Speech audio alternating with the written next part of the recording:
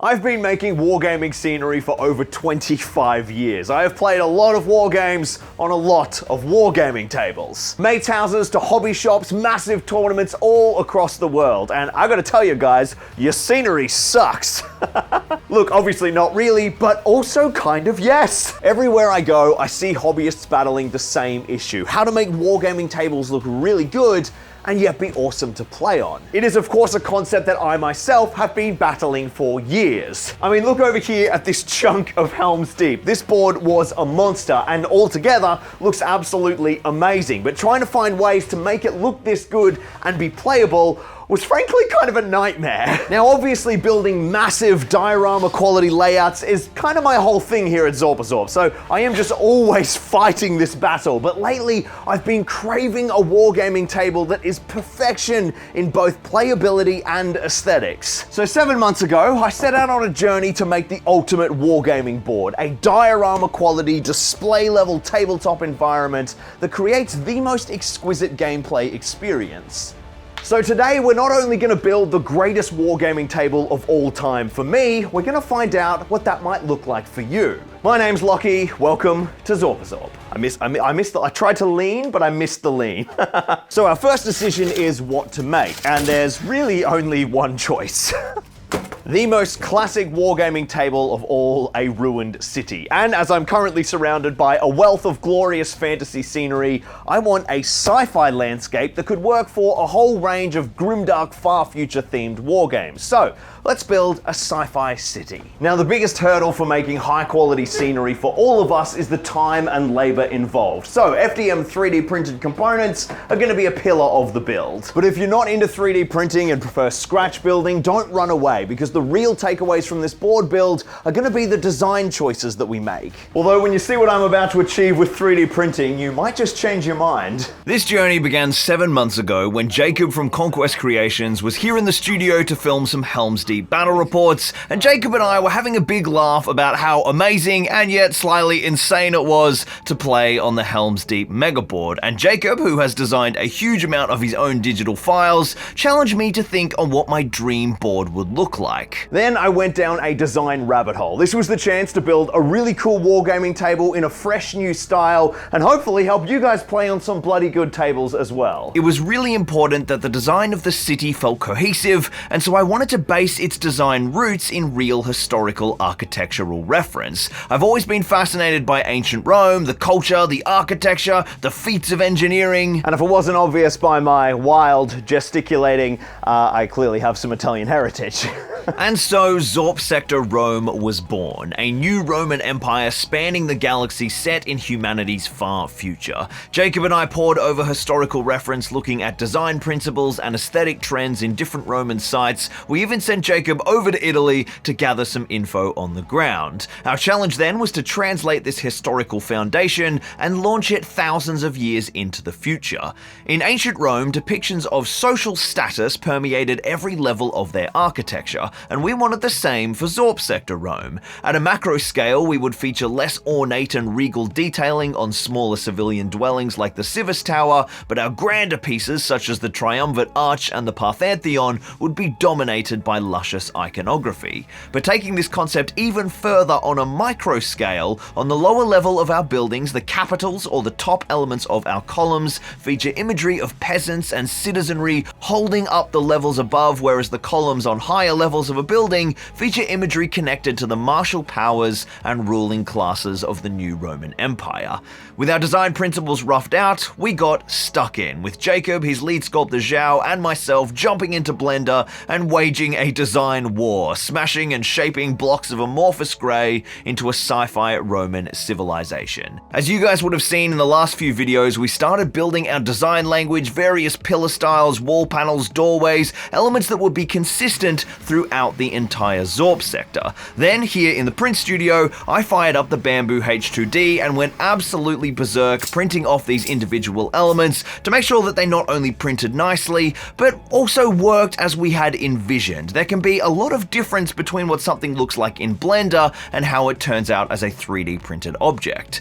Then we took all those elements and built our first actual building prototype, the Civis Tower. As with all our buildings, this had a fully intact and ruined version, version, and then with that first building a roaring success, we spent many months designing the rest of our building set, getting more complex and more adventurous. Then I set my Bamboo H2D and my P1S to work and printed an absolute horde of our different buildings. All the buildings are designed to fit on the build plates of the smaller printers like the P1S, but the massive plate of the H2D was insanely helpful for the sheer volume of prints we needed to pump out during testing. So there are a bunch of different structures here, although this isn't even half of what's in the full Kickstarter. There's more slamming out in the print room right now, but these are some great structures for our city. But as exciting as these are, this isn't where our crafting journey begins. We designed Zorp Sector Rome essentially in reverse to how we're going to build our city today, because of course the first thing a city needs is its foundation, and this is where we start to get into the real meat and bones of what is going to make this the sexiest, the most insanely playable wargaming layout.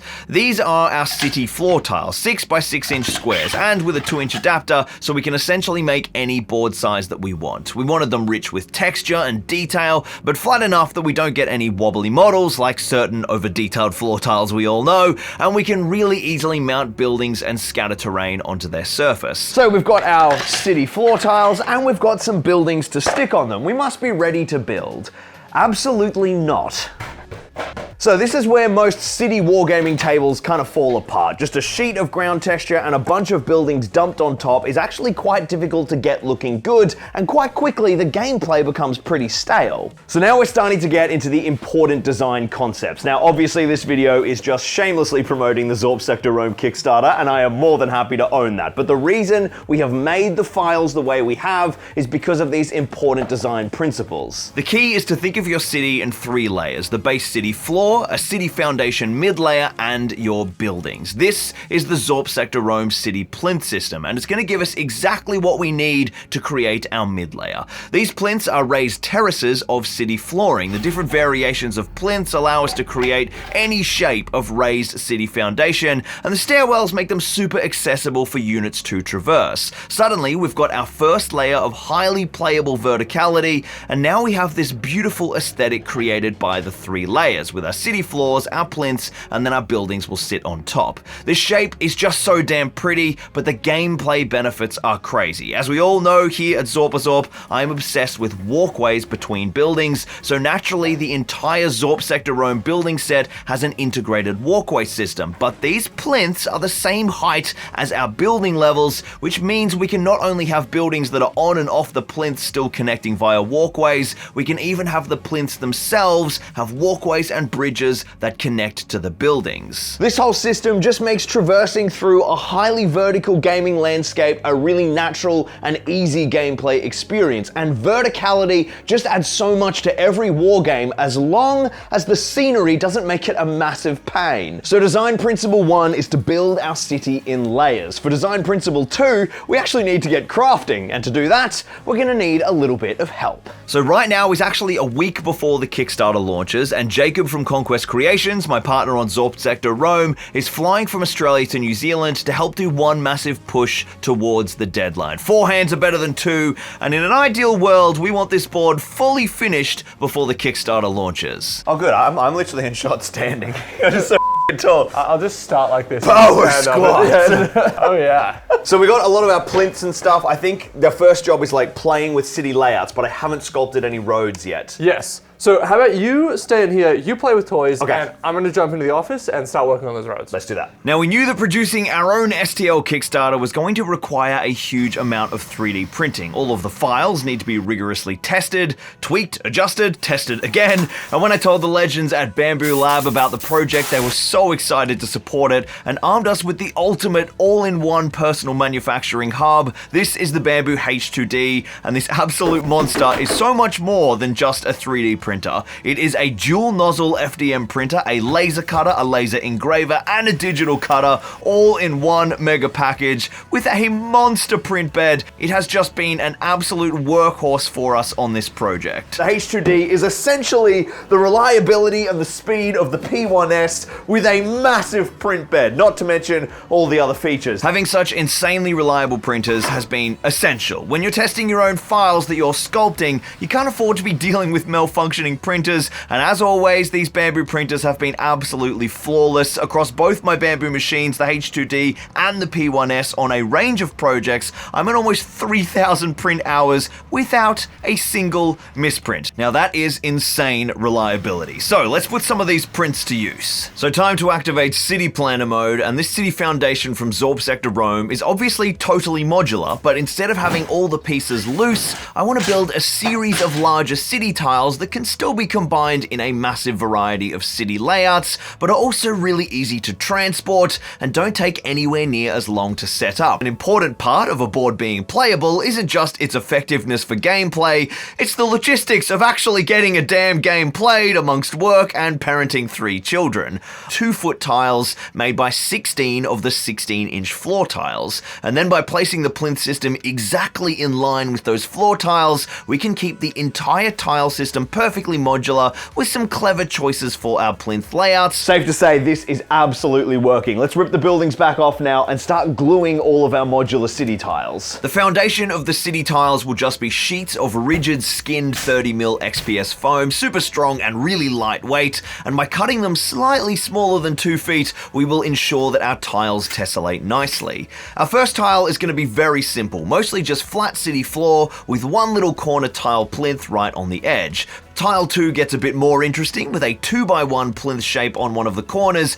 and then our first half of the landing pad setup with 2 corner pieces glued together in the center of another side. We'll need to make sure that we remember to make the other half of this landing pad. Jacob, meanwhile, had finished up sculpting the first test pass of the road, so while some prototypes were getting smashed out lightning fast on the Bamboo Lab H2D and the P1S, Jacob cut up our next batch of foam tiles, and we settled in for just a big session of city foundation gluing. The next remaining 4 tiles had a huge mix of shapes, and we ensured that every size of plinth edging had multiple partners, with all 4 length variations of 1 through to 4. Because we need a lot of city, we saved tiles wherever we could, so anything that was hidden beneath a plinth was replaced with foam spaces, and we even modeled up a new short length of the Zorp Sector walkway when we realized that one of our setups with 2 walkway joiners would be the perfect little plinth to plinth bridge. That works. For all the floor tiles elevated behind plinths, we've just supported those with blocks of foam, but of course these will have a 3D printable support frame for you guys in the Kickstarter. We just hadn't sculpted them yet, so foam had to do for now. I gave all of our grey edges a coat of dark grey paint with the roller to protect it from our aerosol prime, but then decided because we've glued these together, we might as well get some putty out and blend all of our joins. Obviously these tiles look great just clipping next to each other and fully loose, but building these permanent tiles essentially gives us the opportunity to make these mini tile dioramas, so we might as well push that as far as we can. Then it was priming time. Jacob and I had done some test layouts of everything we thought we'd need for this mega flexible board in terms of buildings, so we laid all of those out and gave them a big prime first in dark grey, and then that top-down zenithal in light grey. Then down went our city tiles for the same treatment, big dark grey prime, and then sort of a zenithal, but we've got these massive sheets of low-profile details. We actually want to hit those with a series of side accents to leave the dark grey in our recesses and help all of that beautiful city detail and weathered textures on those floor tiles really read. I gave each of the foam baseboards a quick score on the back to release the curvature from the tension that the drying glue places on the tile, and laid out our city foundation so far.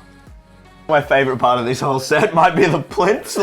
These are cool. These are real cool. And it's kind of funny because these were relatively late into the design process. Yeah. And if we were starting again, this is obviously what we start with. Yeah. Man, they are absolutely working. Should we try some other setups? Let's do it. Modular time. So this is the beginning of our second important design principle for creating the ultimate wargaming board: super usable modularity. If we just left all these prints loose in a box, we would technically have infinite modular setups, but this tile system beneath removable buildings is going to give us the right amount of modularity with a super fast setup time, and because each of these tiles is one combined structure, we should be able to make them really scenically beautiful. So there are just so many layouts, but every now and then one of them won't quite work, so I think if we have a couple of floating pieces, that's going to give just maximum options for pretty much like an endless combination of boards. Now let's get some paint on it.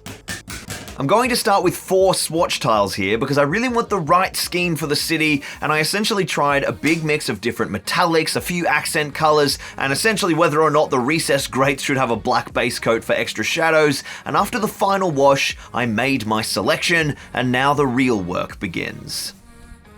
Now for our 6 tiles, we're going to need a production line. So I'm up first on the airbrush, laying down a black base coat in all of our recessed grates, and then Jacob is following behind me, overbrushing those grates with Runelord brass. We just loved the extra warmth that the brassy metal added to the swatch, and I'm excited to see how it breaks up the uniform grey of the city floor en masse. With me pulling ahead on the airbrush, I swapped from black to our Roman sandstone and applied a slightly lighter blend, as these are going to go darker with oil staining, and applied that to all of our large sandstone blocks on the plinths themselves behind all of the concrete bracing. Jacob meanwhile had hit all the pipework beneath the grates and on the plinth battlements with a silver, and that's all of our base coats complete, and it's time for the all over black wash. And boy does this do a lot of work on such horizontal textures like floor tiles.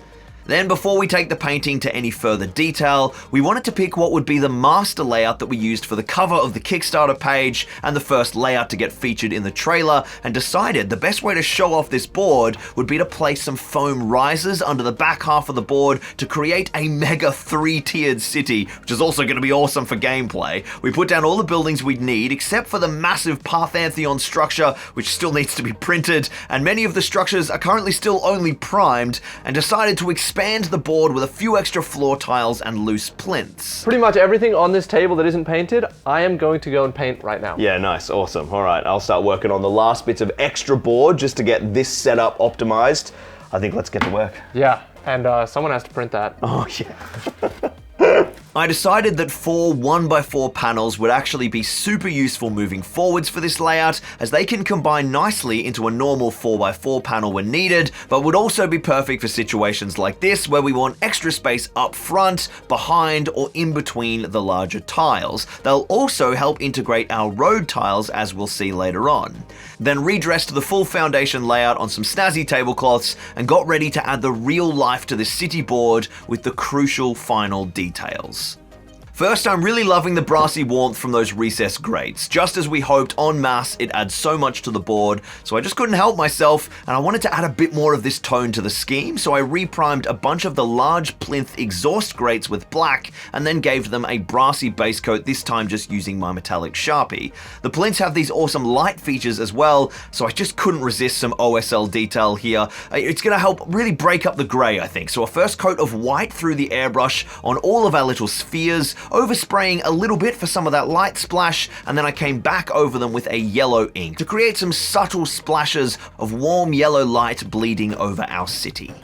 Then it's time for the ultimate final layer, some oils. I started with our circular exhaust grate and dumped a bunch of neat brown oil into the base of the grate and the vent above it, and then came back with neat thinner, feathering the grime out and running it down to make streaks and stains that have been leaking out of those grates, and then repeated that process on all the grates all across the board, as well as layering excess diluted brown oil along the base of all of our plinth structures, both the concrete base and the sandstone wall sections, just to build up some city grime. So that was absolutely worth it. The OSL, the accent weathering, the bits of rubble, there's just so much life. Just a little bit extra work has like doubled the quality of the paint job. Next, we need some buildings in this city. The final building to be sorted is our Pantheon, the mighty centerpiece of Zorp Sector Rome, and this beast has been busy printing on the Bamboo Labs H2D. Luckily, the massive build plate had enabled us to run a heap of the various sections at once overnight, so with basically zero printer downtime, we've gotten him printed just in time to be painted for the Kickstarter launch. With all the buildings printed, I jumped back to the H2D and switched it from printing mode to laser cutting. This is the high-powered 40-watt laser, and using some 3mm plywood, I decided to think about some stencil details that I want to put down on the city, and in Bamboo Suite, knocked up a layout for some of the Zorp Sector Rome Omega symbols. The laser sliced out a bunch of different sizes, and as we can see, straight there down onto my workbench. That is going to be fantastic for sprucing up the city streets of Zorp Sector Rome with some stencil goodness. I also tried out the digital cutting mode on the H2D, swapping in the blade tool and slicing myself up a lovely vinyl logo to decorate the workbench. That's actually been in use for quite a few months now, and it's in shot all the time. Looks absolutely fantastic when I'm painting, and switching between those setups on the H2D is just so easy. You don't even have to disassemble any of the 3D printer elements. The laser and the cutting modules just bolt onto the front. The H2D really is just a massive feat of engineering. With the roof assembled, it was time to airbrush the roof with blue. A bunch of sandstone inlay through the airbrush sets up the rest of our Roman color scheme, and then the gold Sharpie comes out for all our glorious inscriptions and insignia. I wonder what it might say on this mighty bastion of Zorp Sector Rome's martial and civic might. Next, I assembled the base, which does clip together, but I glued him together as well and just kept the roof removable for gameplay. What a centerpiece. Right, let's finish this paint job. Jacob and I then blasted the final details on the base, mostly just some grey stone, but also a bunch of cool details on the power cell and the calibration modules for the massive cannon, which might end up being a cool objective in a battle report very soon over on Zorphammer. Then we grabbed everything built so far and set up our master layout, and what an absolute beast of a board. It looks absolutely glorious, and I cannot wait to play on it. We ended up trying a bunch of cool setups over the next few days for different filming projects that you guys will see really soon, and I am just so thrilled with how well this has come together. But the journey for this board doesn't end here. Let's have a sneak peek at what else this beast can do. First, just a massive shout out to Bamboo Lab for partnering with us on this video. The H2D is of course the ultimate all-in-one manufacturing hub, vinyl cutting, laser engraving, and of course 3D printing with dual nozzle in a large format printer with all of the speed and reliability that we know and love from Bamboo's smaller machines. This guy did so much work for us on this project, and Zorp Sector Rome could never have got out on time without the power of the H2D. If you're looking at picking one up, use my link down in the description, and a massive thanks to Bamboo Lab for supporting the project. Bamboo Lab's Black Friday is coming soon, so check their site for exclusive deals and a chance to win prizes. So in the coming weeks, we'll be adding a huge amount to this board to elevate it even more into the ultimate wargaming landscape. More versatility, more playability, including our first experiments with the road system, and incorporating industrial elements from Battlezone Mars, which is available as an add-on to Zorp Sector Rome on Kickstarter. But I'm already so happy with how it has come together. It really feels like we've nailed some core design principles to create the greatest wargaming board ever for me. And hopefully you guys can take these principles and make the perfect board at home for you. Make sure you head on over to the Kickstarter page for Zorp Sector Rome, which is live right now. Every piece of this board you saw today is made entirely from our absolute beast of a scenery set. I'm so immensely proud of what we've created, and we are unlocking some amazing stretch goals with every week that passes. I cannot wait to see what Zorp Sector Rome will become by the end of the campaign. Thank you so much to everyone who has supported the project. It means the absolute world to me, and thank you guys so much for watching. I'm Lockie, and I'll see you next week here on Zorpazorp.